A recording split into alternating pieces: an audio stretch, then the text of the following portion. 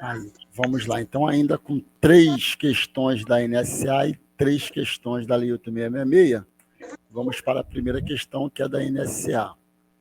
Como são utilizados nos envelopes o endereçamento das comunicações dirigidas às autoridades tratadas por Vossa Excelência? É aquele endereçamento que nós temos no envelope para encaminhar um documento, normalmente um documento que vai para um órgão externo ao Comando da Aeronáutica.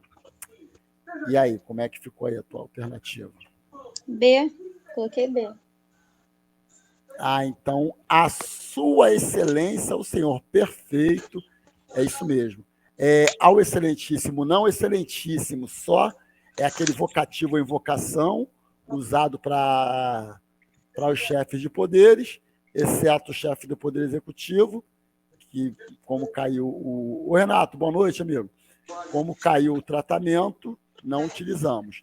A Vossa Excelência, o Senhor não. Para a Sua Excelência, o Senhor não. Realmente, letra bravo. Espera aí, eu estou fazendo besteira aqui. A letra bravo aqui, ó. Letra bravo. Item 3.2.5 da NSA 10-2. 3.2.5. A Sua Excelência, o Senhor. Perfeito, Roberto. Renato, fecha também essa questão, Renato?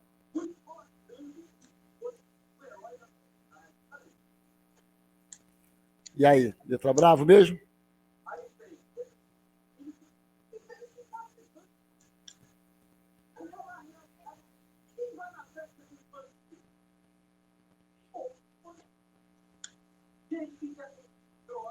Ah, sim, não.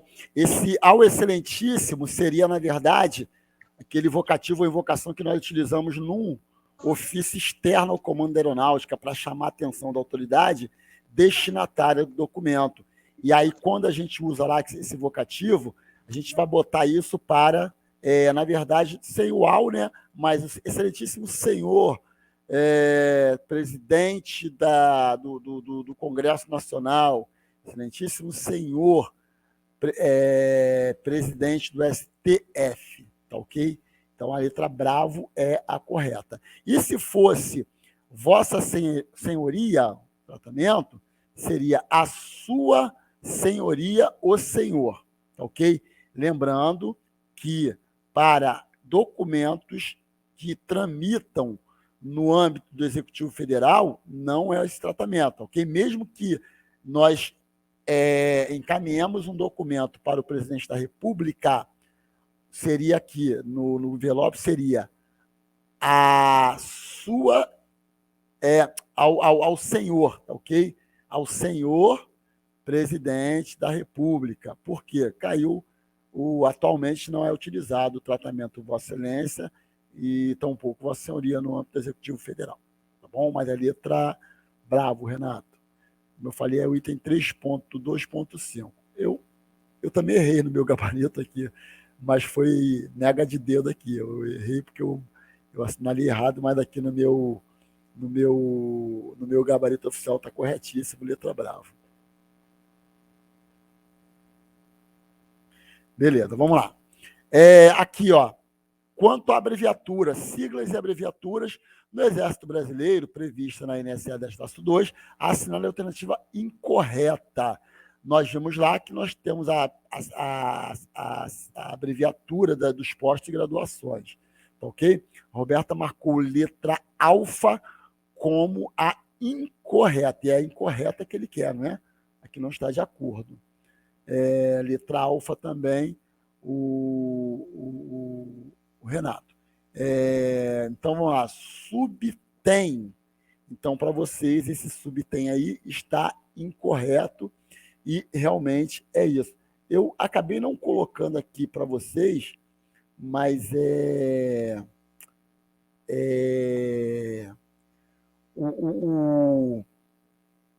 a abreviatura correta, não sei se eu botei ali na resposta, depois eu vou dar uma olhada, mas realmente a letra alfa está incorreta. A letra Bravo, taifeiro de primeira classe, no Exército, T1. Terceiro sargento, terceiro SGT, corretíssimo. E o soldado lá, como abreviatura no âmbito do Exército, também está correto, tá ok? Ali S tem o correto, tá certo? No Exército para suboficial. Tá legal? Então, a abreviatura é S espaço tem. Então, não há o T aqui, é só o S, um espaçozinho e o tem. Subtenente. Muito bom, galera. Então, a letra alfa é incorreta, tá bom? Mais uma aqui da NSA. Quando for indispensável fazer transcrições de texto de leis, decretos e outros documentos, serão observadas as seguintes instruções, exceto, certo? Então, ele quer incorreta aí. Como é que ficou essa aí de vocês? Qual a alternativa que vocês marcaram?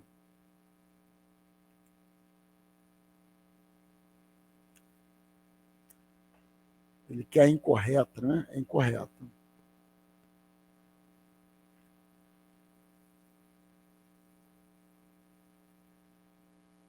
Vamos lá, a Roberta marcou letra alfa como incorreta.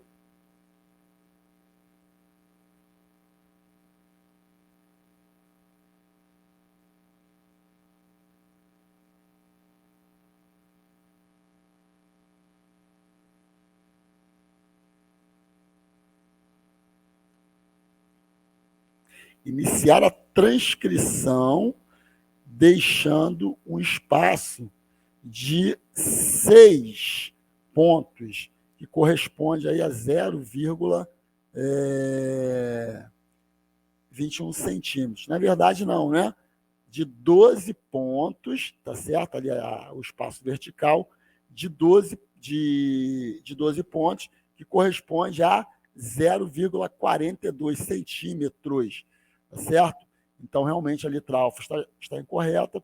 Se a transcrição constar de mais de um parágrafo, usar um espaço de 6 pontos, perfeito. A margem direita coincidirá com a do texto, tá ok? Usando aspas, o texto da transcrição será 2,5 centímetros da margem esquerda do texto, sua continuação, perfeito. Então, realmente, a letra alfa é a nossa incorreta, porque 12 pontos, que corresponde a 0,42 centímetros. Ok? Muito bom, hein, galera? Aí, agora a gente saiu da NSA, vamos para licitações. E aqui é uma questão do EALF 2015, a prova que, graças a Deus, eu logrei êxito, de SVE, versão A, 44. Enumere a coluna de acordo com a segunda, né, de acordo com a primeira, relacionando modalidade de estações com suas respectivas definições. Como é que ficou isso aí, pessoal? Qual a alternativa que vocês marcaram como correta?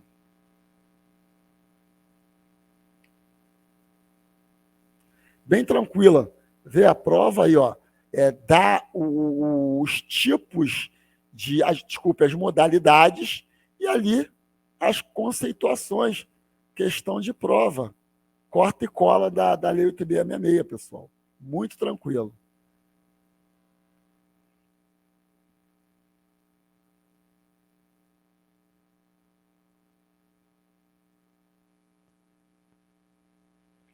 Renato marcou letra Charlie como correta. A Roberta também Charlie. Então, ali, vamos ver. 2, 3, 4, 1. 2. Concorrência entre quaisquer interessados que na fase inicial do tratamento também possuem mínimos de qualificação. Perfeito. Tá ok? 2, 3. Então, convite.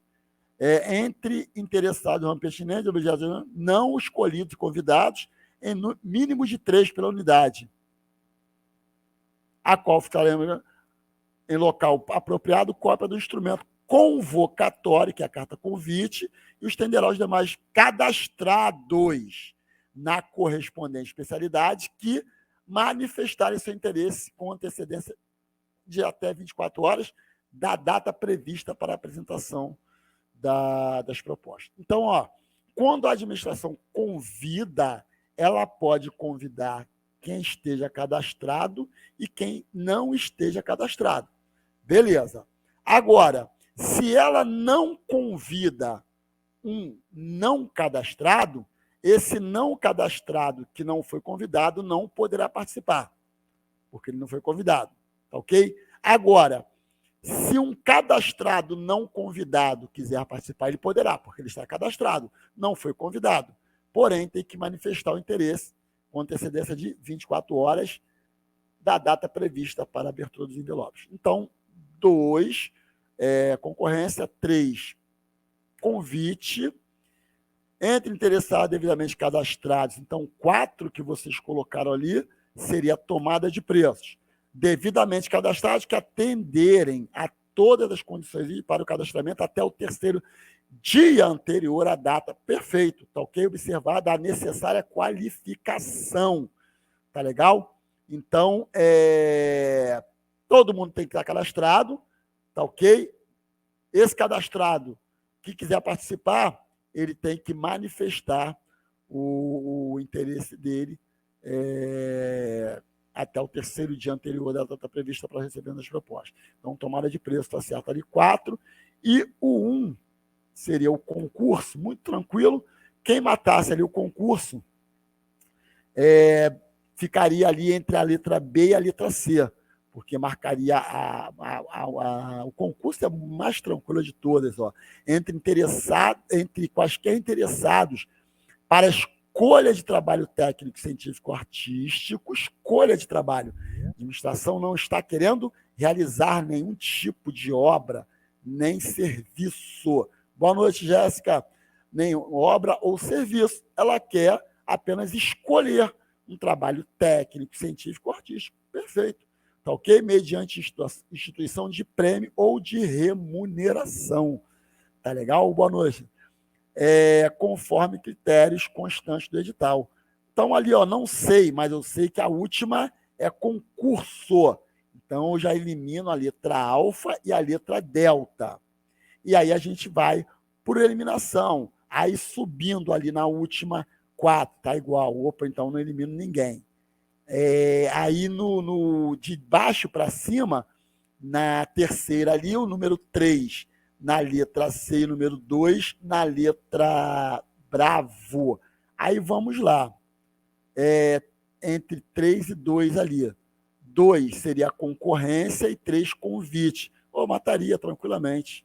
Ok? Porque realmente o conceito de concorrência é totalmente diferente de concurso. Uma questão muito tranquila, pessoal, muito fácil. Ok? E é esse o estilo da banca, de acordo com as questões que nós temos visto de licitações aí nos concursos do EAOF. Tá bom? Então, letra Charlie é a correta, perfeita. Bom, mais uma aqui, analise as seguintes afirmativas sobre os critérios, procedimentos e julgamentos das licitações segundo a Lei 8666 e assinale V ou F. E aí, pessoal, como é que ficou aí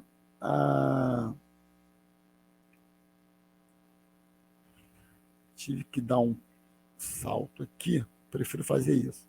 Como é que ficou a alternativa de vocês aí?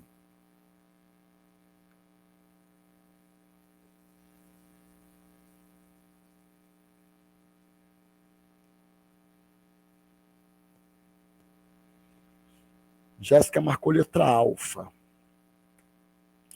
Letra alfa seria verdadeira a primeira, falsa a segunda, verdadeira a terceira. O Renato também.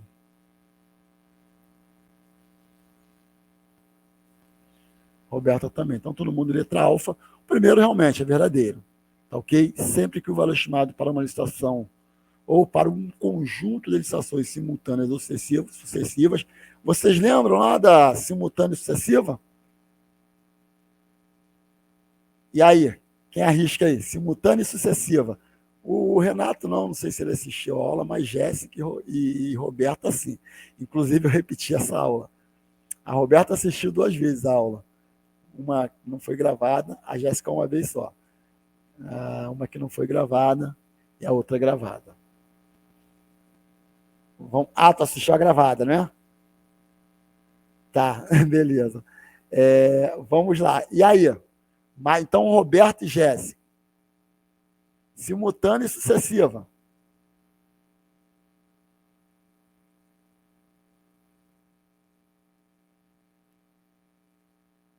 Se ocorrer dentro do prazo de 30 dias, a licitação subsequente ela será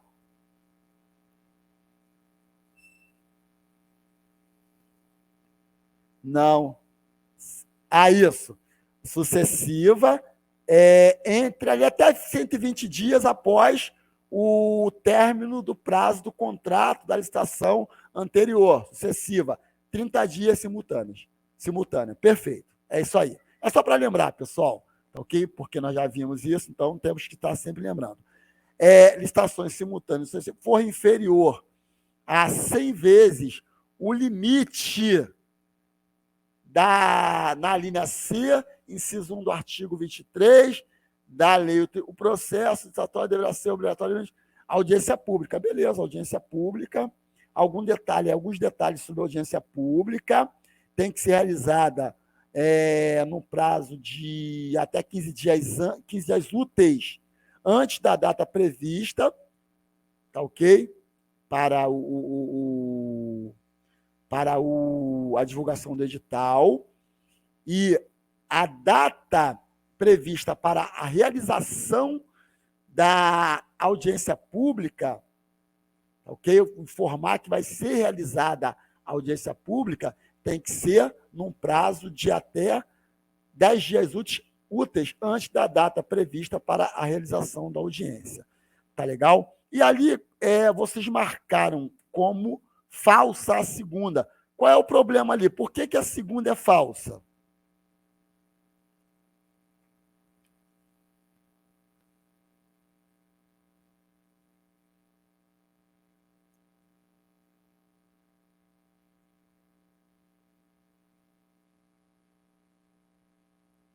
Vamos lá, vou ver aqui. Por que a segunda é falsa? É inferior, perfeito. Na verdade, seria superior, né? 100 vezes 3.300.000. Tá ok? 3.300.000. Então, realmente, não é inferior, mas sim superior. Perfeito. Então, a primeira é verdadeira, a segunda falsa. Licitações sucessivas com objetos similares são aquelas em que o edital subsequente tem uma data anterior a 120 dias após o término do contrato resultante da licitação. Falamos agora, pessoal. Verdadeiro, né? Certo? Verdadeiro.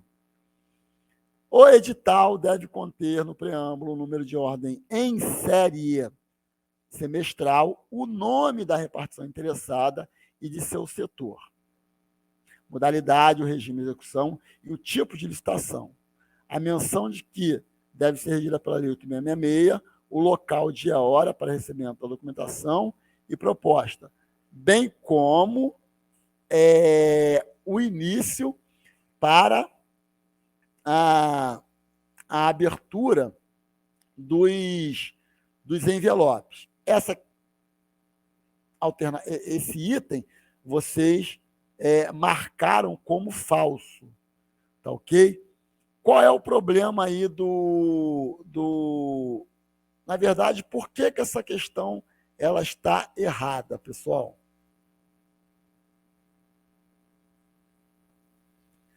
Pô, essa foi ali, ó, na mosca, isso aí. Em série anual. Perfeito, Jéssica. Então é isso, por isso que é a alternativa alfa. Verdadeiro, falso, verdadeiro, falso. Muito bom, hein? Show de bola, galera. Aí, ó, um amparo legal.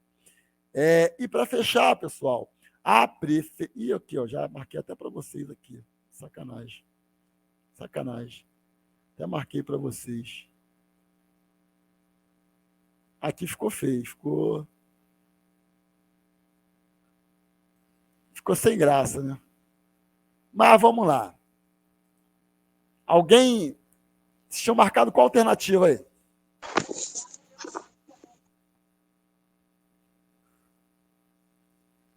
Ou não chegaram a marcar? Tinha marcado Alfa, Jéssica? Renato também tinha marcado Charlie mesmo, né? Roberta chegou a marcar? Prefeitura de uma cidade deve fazer alienação para particulares, Charlie também, né? De imóvel pertencente à administração que, desde sua origem, pertence ao seu patrimônio. Houve manifesto interesse público plenamente justificado no processo favorável à alienação. Precedida de avaliação, é o previsto, artigo 17, licitação dispensada, que apurou o valor de R$1.500.000 e recebeu autorização legislativa. Nesse caso, a modalidade de licitação, de acordo com a lei. Pessoal, regra geral, modalidade a ser utilizada, alienação de bem imóvel, é a concorrência, tá ok? Jéssica, você marcou letra alfa. Tudo bem. Nós temos uma situação em que poderá ser utilizado o leilão. A regra geral para alienação de bem imóvel não, mas você como está ali, ó, alienação, e nós vimos isso lá no artigo 17, licitação dispensada. Há uma situação em que realmente pode ser utilizado o leilão. Qual é? É quando se tratar da alienação de bens imóveis que tenha sido adquirido pela administração por meio de dação em pagamento. A administração recebeu um bem imóvel de um devedor, porque esse devedor ele tinha uma dívida com a administração. Como ele não tem o dinheiro, mas ele tem um bem imóvel que corresponde ao valor exato da dívida dele. Ele deu esse bem para a administração para quitar a dívida. E aí a administração, nesse caso, quando ela for alienar esse bem, ela pode alienar, vender, mediante leilão ou concorrência. Tá ok? Não há problema. E a outra situação é quando a administração adquiriu esse bem imóvel por meio de um procedimento judicial. Tá ok? Um financiamento que tenha sido feito pela Caixa Econômica Federal, ela vendeu, ela, na verdade, financiou um determinado bem para um particular. O particular veio pagando, e chegou ali na metade, ele parou de pagar. Tá ok? Parou, não pagou mais as prestações. Tá? O que a administração faz? Vai recuperar aquele bem, que é dela, que só seria do adquirente após o término da quitação das prestações, com a consequente transferência para ele. Mas não aconteceu isso. Aí, por meio de procedimento judicial, a administração recupera aquele bem imóvel. Aí, nesse caso também, para ela alienar esse bem, vender, doar, ela pode utilizar tanto a concorrência, que é a regra geral, quanto o leilão. Tá legal, Jéssica? Então, são os dois casos particulares em que a modalidade poderá ser a concorrência ou o leilão. Regra geral, alienação de bem imóvel, tá ok? Da administração pública, mediante concorrência. Exceção, esses dois casos que eu falei com vocês. Tá ok? Então, é a letra Charlie, a correta. Tranquilo, pessoal? Jéssica, Renato e Roberta, beleza?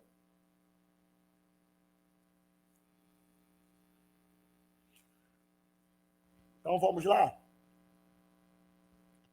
para a nossa NSA 10-2, o assunto chato hoje, pessoal, é a formatação padrão de atos ordinatórios e normativos e ordinatórios. Muito chato, mas faz parte, temos que estudar, ok? Temos que estudar, está na matéria, está no conteúdo programático, vamos estudar. Item 6.4, pessoal, da nossa NSA. Formatação padrão de atos normativos e ordinatórios. Primeiro, vamos ver aqui, só lembrando o que nós vimos no início do estudo da NSA 10-2, lá nas conceituações, o que é um ato normativo, pessoal? É uma espécie de ato administrativo que estabelece procedimentos a serem observados pela administração. Exemplo de ato normativo. Nossa NSA é um ato normativo. Nós não temos que observar os procedimentos para elaboração de documentos? Temos que observar. Tá ok? Um outro ato normativo, o RISAER, tá ok? É um ato normativo também. Ali ele disciplina todos os procedimentos relativos aos serviços internos da administração do Comando Aeronáutica. Tá ok? Ordinatório, pessoal. Conceito é aquele que determina uma ação da administração, visa disciplinar o funcionamento da administração e a conduta funcional de seus agentes. Então, determina uma ação da administração e disciplina o funcionamento da administração. Aí nós temos ordinatórios, vários atos. Um exemplo aqui funcionamento da administração. Agora fugiu aqui um exemplo de um ato ordinatório, mas ele é diferente do normativo, tá? Porque ele disciplina a ação da administração. E como é que vai funcionar a administração? Esses atos são emitidos aí muitas das vezes pelo comandante da aeronáutica, ok? Muitos atos aí a respeito, disciplinando uma ação da administração, funcionamento, enfim. Então, regra geral, a conceituação, tanto normativo e do ordinatório, são essas duas conceituações, pessoal. Lá na parte de conceituações previsto na NSA, vocês podem verificar a conceituação. Então, vamos lá. Primeiro aqui, pessoal, formatação padrão de atos normativos e ordinatórios. Um exemplo, tá, okay, de um ato tanto normativo quanto ordinatório pode ser uma portaria, tá, ok? Porque o que eu falei para vocês do RISAER, da NSA, todos esses nossos atos são eles surgem por meio da edição de uma portaria. E a portaria, no caso aqui da NSA, como eu falei para vocês, é uma portaria do CONGEP, tá ok? A portaria do CONGEP, que está disciplinando aqui, aprovando a edição de uma norma. Então, é um ato normativo. E o ordinatório, vamos ter uma portaria também disciplinando uma ação da administração para funcionamento, também vai ser por meio de portaria, certo? Então, formatação padrão de ato normativo ordinatório, o comandante da aeronáutica tem competência de regular os atos normativos, tá ok? E ordinatórios. E aí específicos para o funcionamento da Força Aérea. Então, vejam aqui, ó, funcionamento da Força Aérea, então, normativo, a NSA, não é o caso que é do CONGEP, tá? Tá aqui a parte pessoal, tá ok? Mas temos atos específicos do comandante da aeronáutica, tanto normativo quanto ordinatório, que vão disciplinar o funcionamento da Força Aérea.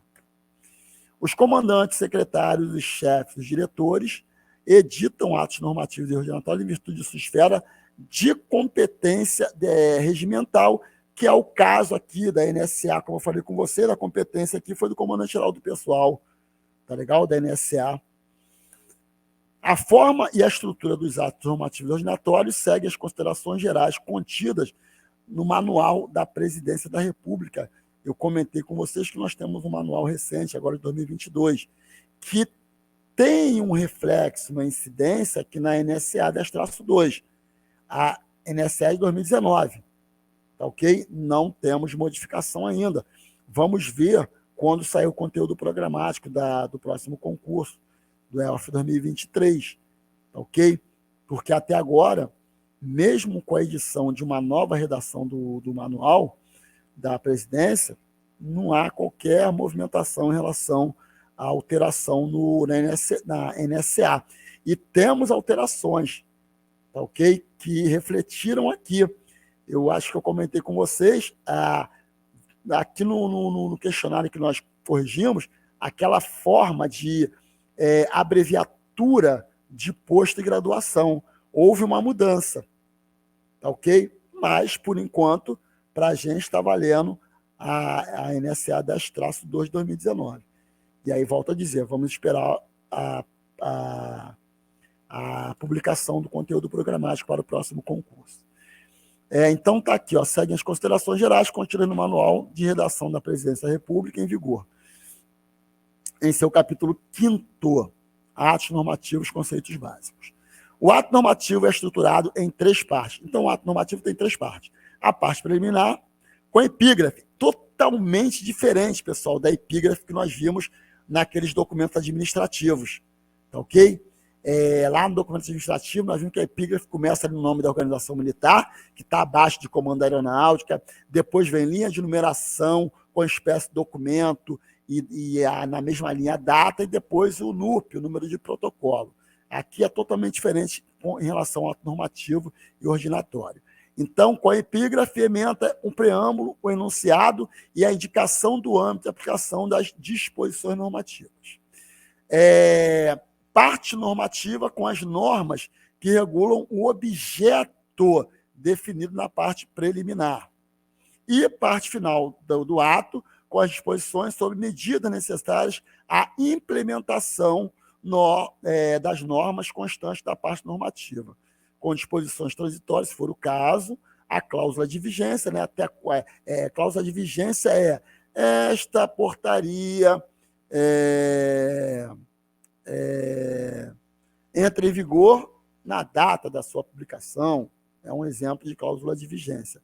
Cláusula de revogação, normalmente vem, revogam-se as portarias, tal, quando couber. Então, vamos lá. Na menção de atos, pessoal, na menção de atos,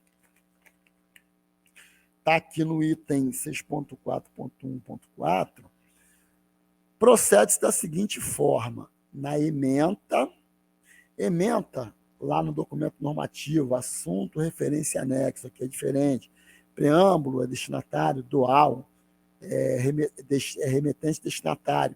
Na primeira menção, na cláusula de revogação. Então, aqui, como é que a gente vai proceder?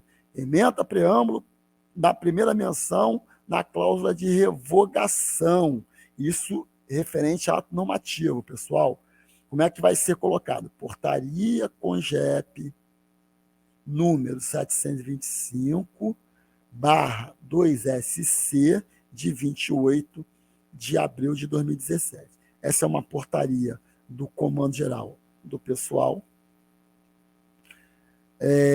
a número 715, é da 2ª subchefia, e a data dela é 28 de abril. Nos demais casos, tá ok? Menção a atos, né? Tá ok. Nos demais casos, a portaria CONGEP, aí a gente pode, primeira menção, então na primeira menção a gente vai botar completo, tá ok? Nas menções posteriores, a gente pode colocar de forma abreviada. Epígrafe, como eu falei com vocês, não tem nada a ver com a epígrafe lá dos documentos administrativos. É a parte do documento que o qualifica. Aqui, a qualificação do documento é uma portaria, tá ok? Na ordem jurídica. Então, é uma portaria. E o situa no tempo, tá legal? De quando?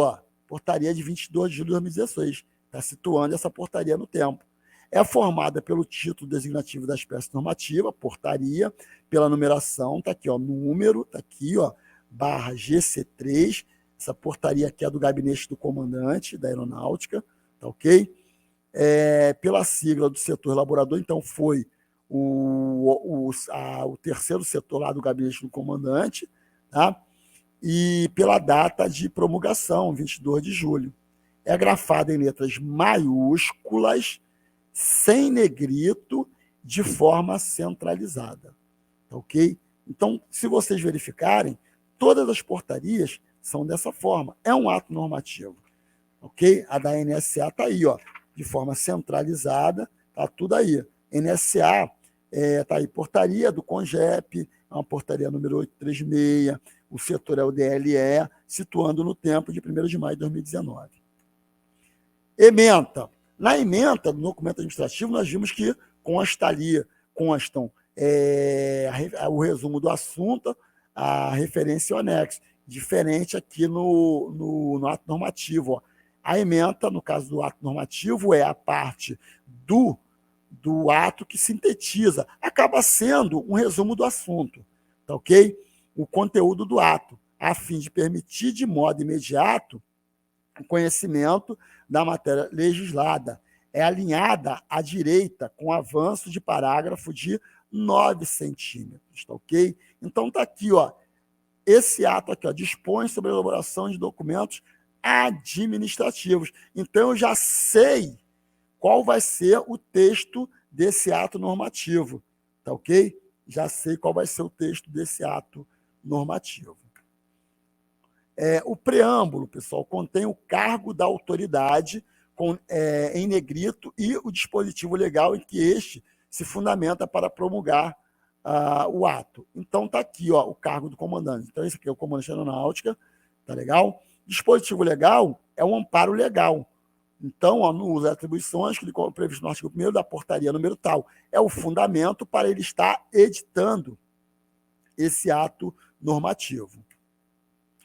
Considerando a notificação, é a parte do ato que indica os motivos ou razões em que se fundamenta a decisão. Por quê? Que a autoridade está editando aquele ato. Então, está aqui, considera ou justifica, considerando o que consta no processo tal. Não. Então, ele está considerando ou justificando a edição daquele ato. Tá ok? Constitui parte dispensável, então, nem sempre o ato normativo, ordinatório, vai ter essa consideranda ou justificação, tá ok? Uma vez que não contém matéria legislada. Não tem matéria a ser legislada. Eu só estou mostrando ali por que eu estou editando o ato, mas nem sempre eu preciso considerar ou justificar.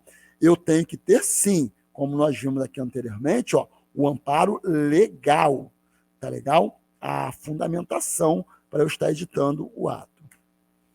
Ordem de execução ou mandado de cumprimento é a parte em que se prescreve a força coativa do ato. Aí é mais para o ato ordinatório. É grafada após a justificação do ato, terminando em 2 pontos. O comandante, que ele confere, e considerando, resolve, 2 pontos. Ok? Resolve. Aí ele começa a determinar se for ordinatório. Ok? Corpo do texto, aí é o texto em si do ato, é o corpo do ato normativo que regula o objeto definido na parte preliminar. Nós vimos lá na parte preliminar, lá na ementa, que já tem um resumo do que vai ser tratado no texto. Em se tratando de ato de aprovação de publicação do Comaer, o corpo do texto deverá ser informado, no corpo do texto, deverá ser informado qual o órgão elaborador da norma. Então, vamos lá. Corpo do texto. Artigo 1º. É o ato normativo aprovar a reedição da NSA 5-2, que trata da confecção, controle e enumeração de publicações oficiais do Comando Aeronáutica, que com esta baixa. Então, ele informou ali, ó,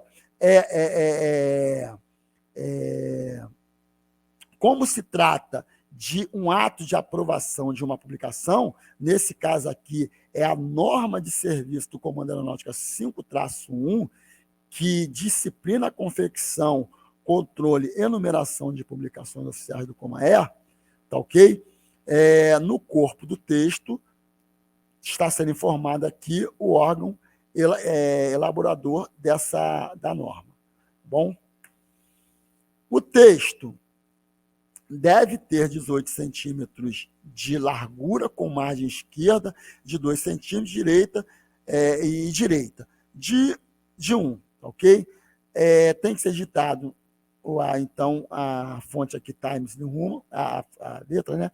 Times New Roman, fonte 12, o tamanho, ok? Então, ali é Times New Roman para a letra, fonte, tamanho é 12, o papel é A4, ou que corresponde a 210 milímetros por 297 milímetros. As palavras que, porventura, sejam expressões em latim ou em outras línguas estrangeiras, são grafadas em itálico. Aí segue a regra do documento administrativo, pessoal. Se eu coloquei expressão em latim ou estrangeira, eu vou colocar em itálico, ok? Nos textos normativos e ordinatórios, a unidade básica de articulação é. Então, nós temos o artigo, normalmente a portaria. Ele fica mais ou menos semelhante a um texto, às unidades básicas de uma lei, tá ok? Então, aqui, ó, a unidade básica de articulação, temos o artigo, abreviatura, o A maiúsculo, tá ok? Ponto. E aí a numeração. A gente vai usar o ordinal, primeiro, segundo, terceiro, quarto, quinto, até o nono. Tá legal? Seguido de ponto. E a partir do artigo 10, a gente vai botar. Aí nós vamos ler artigo 10, artigo 11, 12, 13 e ponto. Vejam que em relação ao ordinal, tá ok? Não leva ponto. É artigo, ponto. Primeiro, segundo. Já quando nós começamos com o cardinal, nós colocamos artigo, 10 e ponto. Okay? Essa observação que eu chamo a atenção de vocês. A numeração do artigo é separada do texto por 2 espaços em branco. Então, a numeração do artigo está aqui. Ó. Eu tenho aqui, ó, arte, ponto, espaço.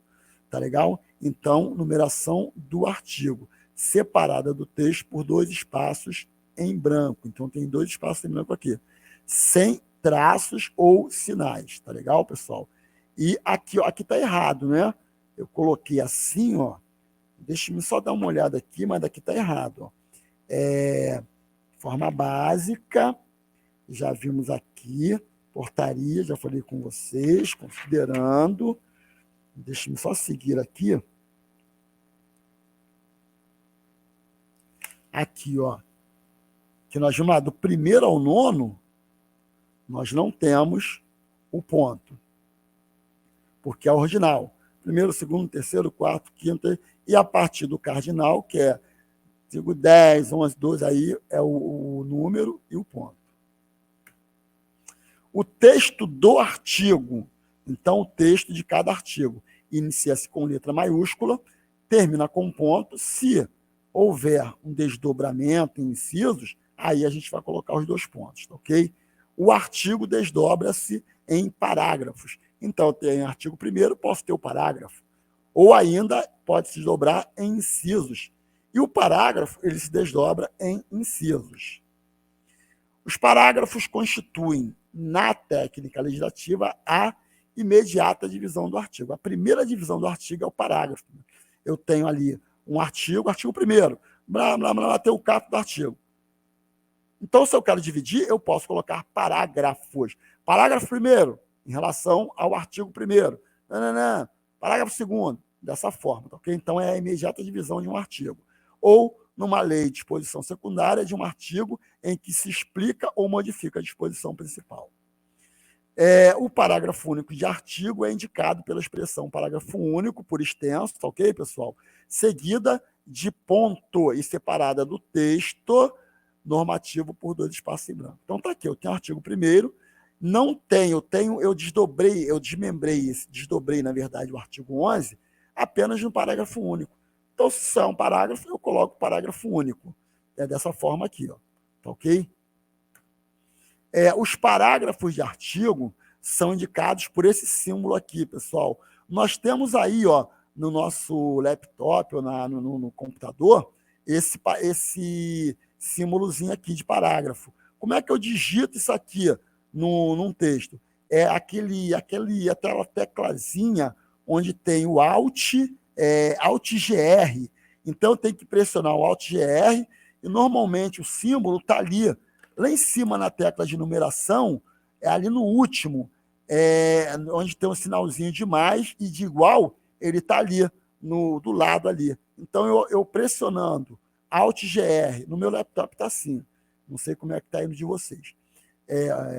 Alt GR mais o símbolozinho, eu consigo digitar esse símbolo aqui.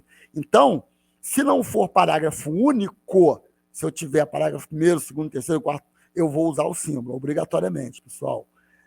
Seguido de numeração ordinal, se for até o nono, aí segue aquela regra do artigo, tá ok? Do primeiro ao nono é primeiro, segundo, ordinal. Do 10 em diante, aí é o cardinal. Então, segue a mesma regra do artigo. Seguido de ponto a partir do 10º. Tá vendo? Então, a mesma regra também em relação a ponto. Tá ok? Parágrafo primeiro, não coloca o ponto, dou espaço e começa a escrever. Parágrafo 10, tá ok? Coloco símbolo, ponto, espaço, começo a escrever. A numeração do parágrafo é separada do texto por 2 espaços em branco. A mesma coisa ali, ó, sem traços ou outros sinais. Os textos do parágrafo único e dos parágrafos iniciam-se com letras maiúsculas. Como nós já vimos um exemplo aqui, está aqui, ó. Tá vendo? Ó, 2 espaços em branco e o início é com letra maiúscula. Ou nos casos em que se desdobrar incisos com 2 pontos. Os incisos são indicados por algarismos romanos, tá ok? Algarismos romanos, seguidos de hífen, o qual é separado do algarismo e do hífen do texto por um espaço em branco. Então, boto o algarismo romano, dou um espaço, coloco o hífen, dou outro espaço e começo o texto. O texto do inciso inicia-se com letra minúscula, tá ok, pessoal? Então, diferentemente do texto do artigo, do texto do parágrafo ou do parágrafo único, que o início é com letra maiúscula, no caso do inciso, que o início, nós vamos discriminar com o algarismo romano, o início é letra minúscula, salvo quando se tratar de nome próprio. Se for nome próprio, aí eu vou iniciar com letra maiúscula, tá ok? E aqui, ó, o término, ponto e vírgula, 2 pontos, quando se desdobrar em alínea. Então, tenho o inciso 1, aí a linha A, B, C, D, eu vou botar o inciso 1, 2 pontos.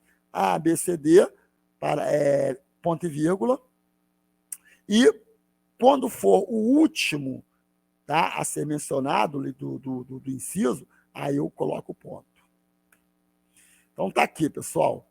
Aqui eu tenho o artigo, ó, direitinho, artigo 28, ponto, dei o espaço aqui, 2 espaços em branco, comecei a escrever letra maiúscula, e aí eu posso... aqui eu não desdobrei o artigo em incisos, não, tá ok, pessoal? Aqui o que foi desdobrado foi o parágrafo, tá ok? Só que não entrou aqui, mas foi o parágrafo. Desdobrei incisos, aí tá aqui, ó, só um exemplo para vocês. Foi aqui, tá no inciso 28, algarismo romano. Então, ó, o algarismo romano, inciso, espaço, hífen, espaço, letra minúscula, tá ok? E esse inciso, ele se desdobrou em alíneas. Aqui, ó, se desdobrou em alíneas. Aí, ó, eu coloquei 2 pontos, a linha A, isso. B, isso. Se fosse até a linha C, aí, isso, ponto, porque aí estaria fechando. O inciso desdobra-se em alíneas indicadas com letra minúscula, seguindo o alfabeto acompanhado de parênteses, como nós vimos ali. Tá ok? Separado do texto por um espaço em branco. Então tá aqui. Foi o que nós vimos anteriormente. O inciso desdobrando-se em alínea. O texto da linha inicia-se com letra minúscula. Nós vimos aqui, ó, letra minúscula, tá ok? Salvo quando se tratar de nome próprio. Vimos lá também, no caso do inciso. Se for letra... não, desculpe. Falamos que era a linha, letra minúscula, mas se for nome próprio, letra maiúscula. Só repetindo aqui o que nós falamos anteriormente. A linha, pessoal... Deixa-me só aqui seguir para não me perder.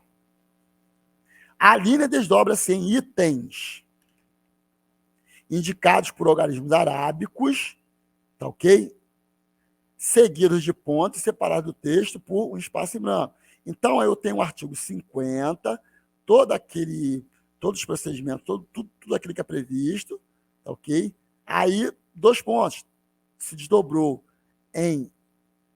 O artigo ele pode se desdobrar em parágrafo ou em incisos, pessoal, como nós vimos lá atrás, tá certo? Então, aqui se desdobrou em incisos. Partiu para o inciso 4 aqui.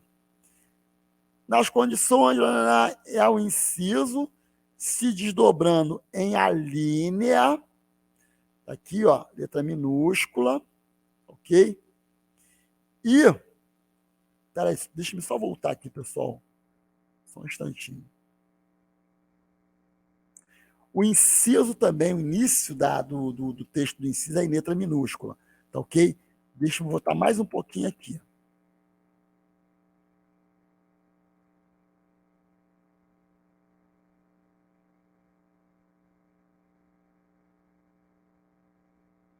Tá aqui, ó, tá? Eu queria só tirar essa dúvida.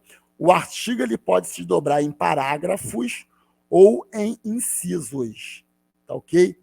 E o parágrafo não, o parágrafo se desdobra em incisos. Então, o artigo ele pode se desdobrar em parágrafos ou incisos, ok?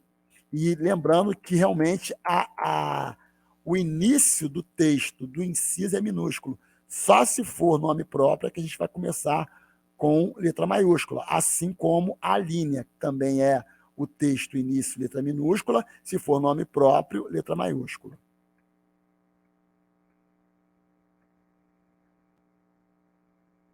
Então, aqui, ó.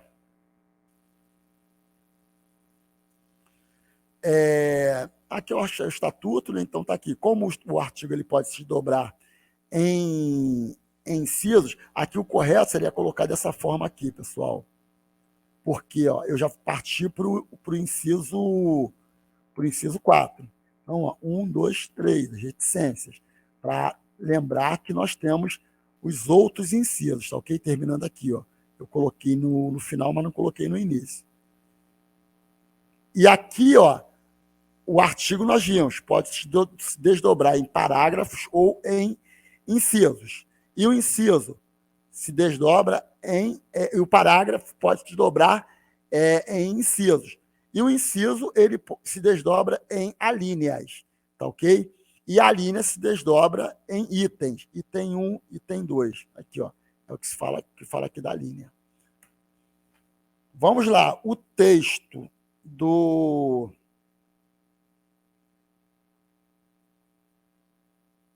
O texto do item inicia-se com letra minúscula, item letra minúscula, salvo quando se tratar de nome próprio, e termina com ponto e vírgula, se eu tiver mais de um item, tá ok? Se eu tiver um item só, aí ponto. Se tiver mais de um, ponto e vírgula, tá ok?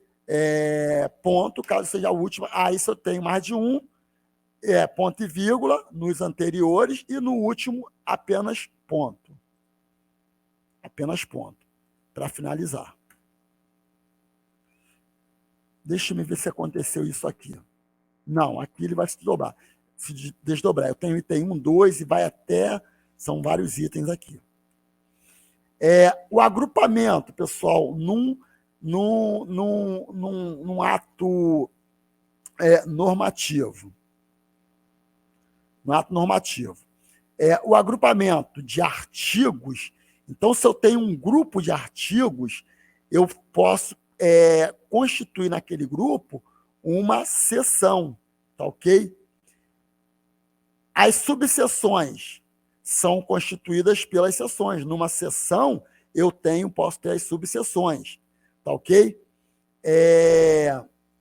As seções, elas podem constituir capítulos, os capítulos podem constituir títulos, os títulos um livro, e os livros eu posso ter aquela parte, e aí a parte ela pode ser uma parte geral e parte final. Então, aqui, ó, os capítulos, os títulos, os livros e as partes. são grafadas em letras maiúsculas. Como é que eu identifico? Capítulo, título, livro e parte. Por algarismos romanos. Eu acho que eu tenho exemplo aqui. Acho não, tem exemplo aqui à frente. A parte, ela pode subdividir-se em parte geral, como eu falei, e parte especial. Ou ainda, em partes expressas, em numeral ordinal por extenso. As seções e subseções, que nós vimos, as divisões, são indicadas por algarismos romanos grafados por letras minúsculas e postas em negrito. Os agrupamentos que foram referidos lá do artigo, capítulo e tudo mais, item 6.1, 4, 1, 10, 18, podem também ser subdivididos em disposições preliminares, disposições gerais e disposições finais, tá? E ainda disposições transitórias.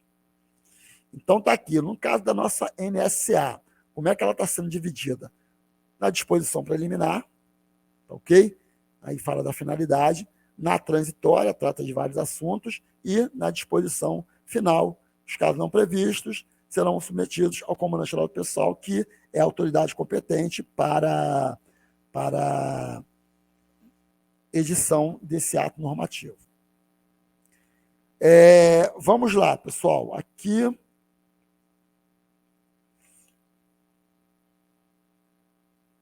utiliza-se um espaço simples entre o capítulo, seção, artigos, parágrafos, incisos, alíneas e itens. Tá, ok? No vertical.